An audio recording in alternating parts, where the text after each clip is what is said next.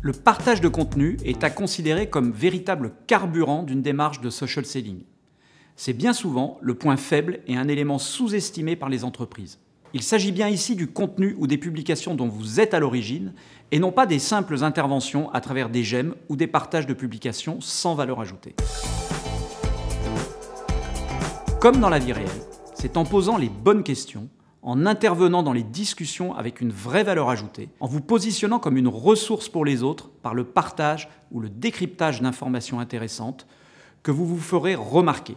La promotion directe de produits, solutions ou services doit être exceptionnelle. Vous développerez ainsi votre réputation en ligne, vos démarches commerciales plus directes en seront facilitées, ou mieux, c'est votre audience qui viendra vous solliciter directement.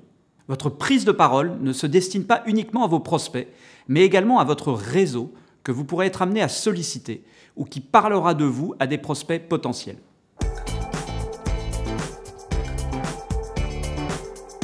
Vous pouvez partager un contenu web existant en apportant votre commentaire, rédiger un post court assorti d'une photo, partager une photo ou une image, rédiger un article dans LinkedIn, créer et partager une vidéo native à travers votre téléphone mobile. Une dernière façon de prendre la parole à ne surtout pas négliger est de rajouter un commentaire en apportant de la valeur à une discussion existante que vous identifiez sur votre mur d'activité. Au-delà de ces formats, il est nécessaire de bien maîtriser et utiliser à bon escient les mentions de membres LinkedIn ou de pages d'entreprise et plus récemment des hashtags.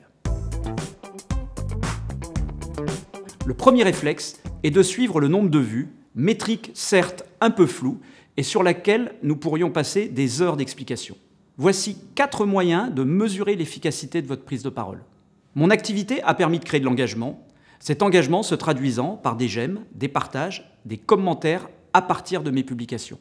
Mon activité a généré des vues sur mon profil. Si je me suis rendu visible de personnes que je ne connais pas ou de membres de mon réseau dont je pensais qu'ils m'avaient perdu de vue, c'est un retour concret sur mes prises de parole. Attention cependant, une version gratuite de LinkedIn ne vous donnera qu'une vue très limitée de ce trafic vers votre profil. Je reçois de nouvelles demandes de connexion, c'est-à-dire que des membres ont jugé que j'apportais suffisamment de valeur à travers mes prises de parole pour faire partie de leur réseau et m'ont donc invité.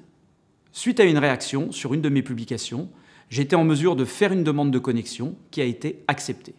La prise de parole est clairement un exercice qui met en difficulté de nombreux commerciaux. Nous avons évoqué certaines pratiques et il en existe d'autres dans lesquelles il faudrait rentrer en détail lors de formations et ateliers dédiés. L'implication de l'équipe marketing est nécessaire pour accompagner cette démarche.